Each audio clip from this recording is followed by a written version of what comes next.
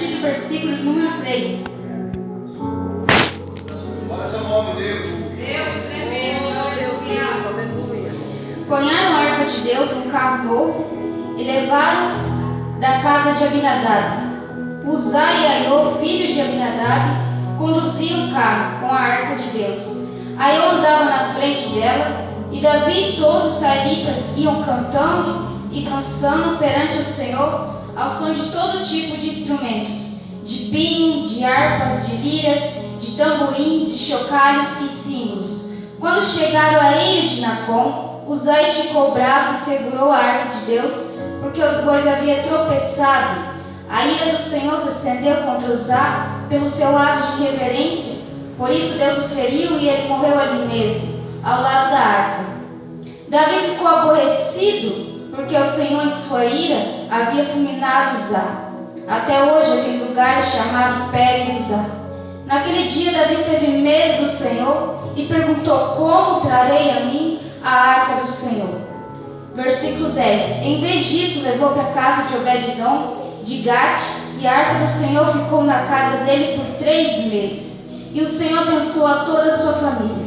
Versículo de número 14.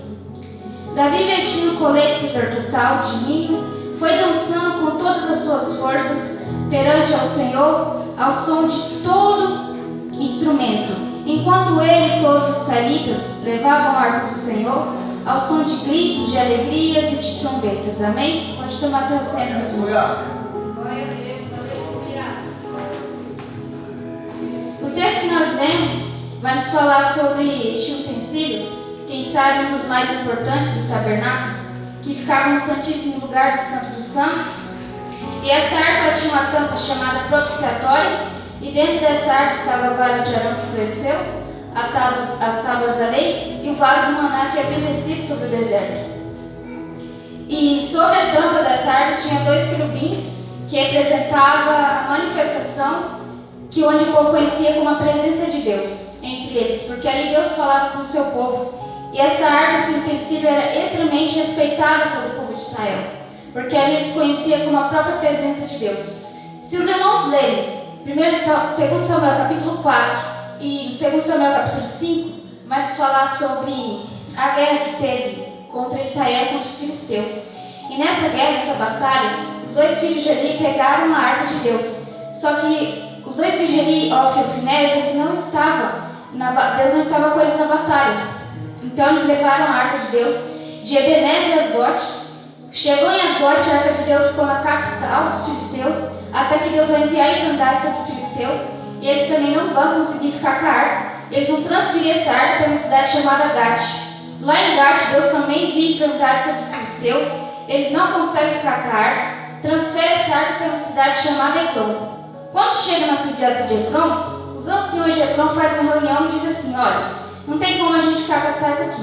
Só tem uma maneira da gente saber se o Deus de Israel aceita essa arca, porque tudo dá a entender que ele quer essa arca de volta.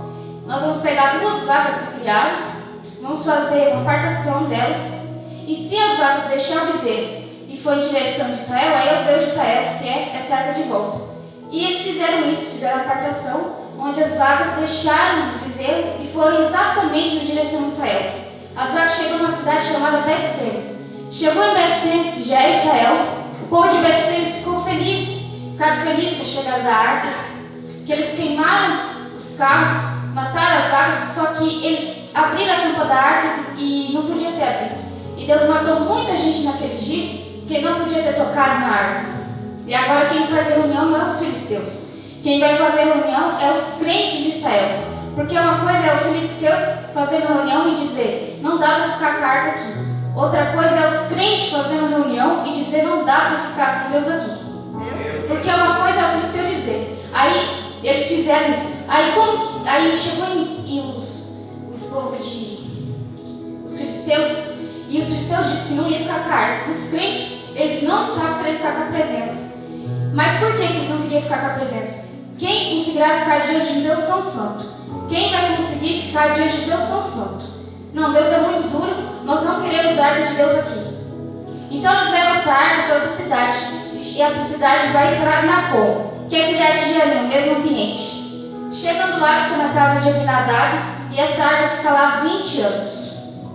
Passa-se a gestão de Saul, entra a gestão de Davi, e Davi agora tem um desejo novo no seu coração. Eu vou trazer a arca de volta para Jerusalém. Eu não vou deixar a arca em Kiriat Jearim, em Nacon, que é o mesmo ambiente, até porque a arca de Deus representava a própria presença de Deus.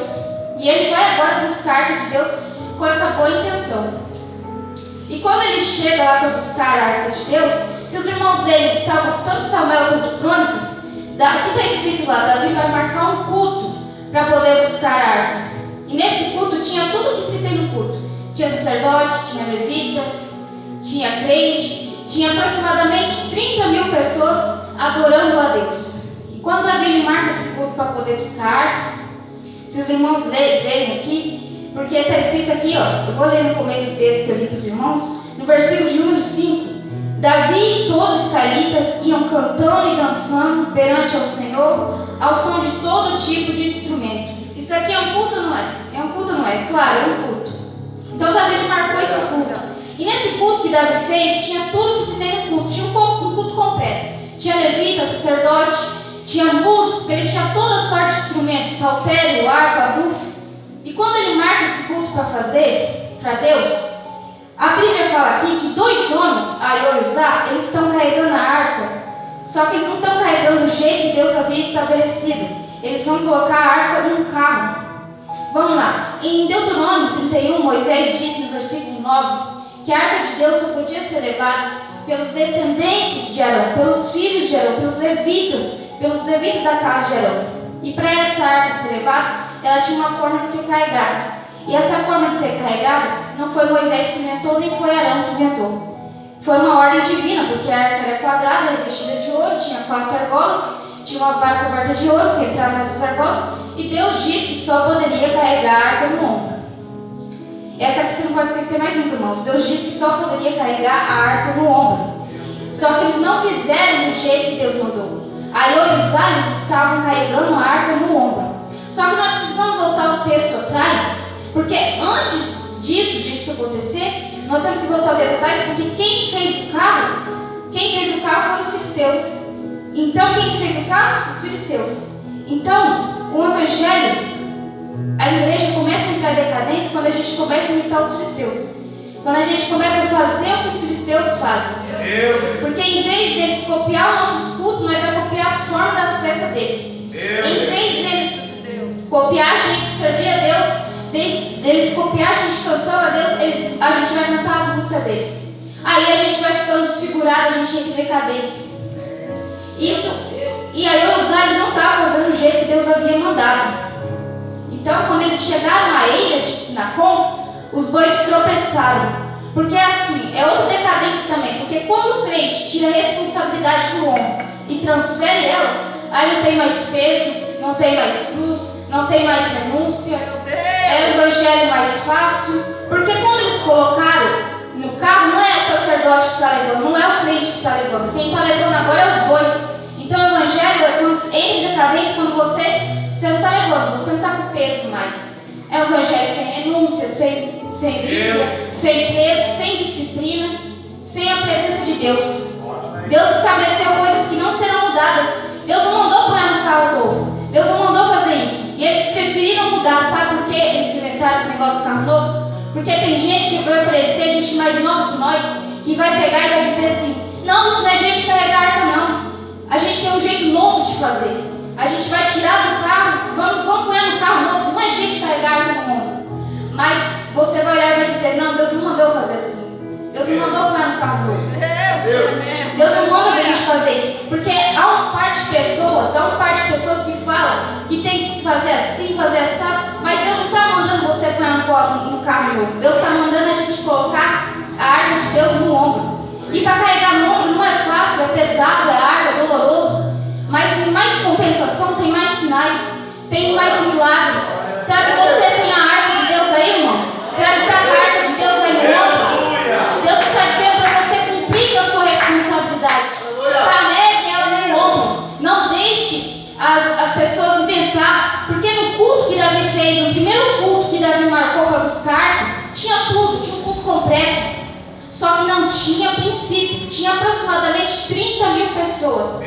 Mas Deus não está onde tem gente. Deus está onde as coisas são feitas da maneira dele. Deus está onde tem princípios. Deus não está onde tem gente, Deus está onde tem os princípios dele. E se a gente estiver fazendo o princípio dele, a obra dele, cumprindo com a nossa responsabilidade, Deus vai estar conosco. E Davi fez esse culto. Só que a gente tem que tomar cuidado, porque às vezes a gente não se engana com um carro novo. Tem uma caravana do carro novo que se ilude. Não se iluda por causa da quantidade de gente. Não se ilude por causa do cântico. Não se iluda por causa que o cântico se ouve de longe. Não se ilude. Porque Deus ele não está num lugar desse. Tem lugar que a gente entra, eu chamo de igreja social, que você entra naquele lugar, a gente não sente nada de espiritualidade. Você entra lá, é até um lugar legal. A igreja é legal, os irmãos é legal, as pessoas é legal, nos cumprimentam. Aí você entra num lugar e fala, Jesus é até legal, mas a presença de Deus eu não estou sentindo nada aqui. Meu Deus! Porque a igreja não foi chamada para ser legal, a igreja foi chamada para ser espiritual. Paulo disse que quando nós reunimos, tem a salva, tem a ciência, tem a doutrina, é a revelação, é a presença de Deus. Então, quando você, cuidado para você não sair da igreja espiritual e começar a permanecer na igreja legal. Cuidado. Então, Davi, ele vai lá, e quando eles vão chegar na Ede Nacon, Uzá vai esticar o braço por causa que a arca tropeçou, por causa que os bois tropeçou e ele vai segurar a arca. Mas ali Deus vai matar, né, o Uzá. Então cuidado também, irmãos, para você não sair de um culto que onde ele tinha tudo nesse culto, né? Tinha saltério, arpa, tufo, 30 mil pessoas. Só que Deus vai no culto só para matar e vai embora. Deus só foi no culto para matar. Davi pensou, eu estou tão alegre aqui. Eu achei que Deus estava tão alegre conosco aqui. Mas Deus veio aqui no culto só para matar o Uzá e foi embora. Eu estou fora. Toma cuidado. Por isso eu digo, não podemos se iludir por causa das coisas. Os irmãos têm que ter a presença, tem que estar com a arca carregada. Então, ele foi embora e morreu. E Davi naquele dia teve medo do Senhor. E Davi ficou se perguntando, como que eu trarei a arca do Senhor? Sabe por que ele teve medo? Porque ele faz um culto para Deus para buscar a arca, com 30 mil pessoas, saltério, tudo. E Deus vai no culto só para matar. Deus estava irado. Deus não estava alegre com ele, não. Aí Deus foi lá e matou Uzá pelo seu ato de reverência. E Davi disse, eu estou com medo. Eu estou com medo porque eu faço um culto para Deus. Eu estou aqui com 30 mil pessoas adorando a Deus. E Deus vem aqui no culto só para matar e vai embora. Depois disso, a arca vai para a casa de Obed-edom. E a arca fica lá na casa dele 3 meses. E muda toda a história da família.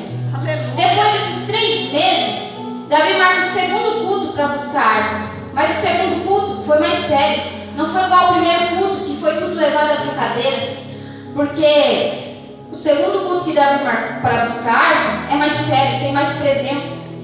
Porque se você acha que é todo mundo que quer levar a arca no carro, você está enganado. Tem uma parte de gente séria, de crente sério que ainda diz, a Bíblia é a nossa regra de fé. A gente tem que buscar e levar a sério as coisas de Deus, porque as coisas do Senhor não é brincadeira. Quando Davi vai marcar o segundo culto, ele vem com uma parte de pessoas que falam, pode pôr no ombro que a gente leva. Pode levar no ombro, pode pôr no ombro que a gente vai levar.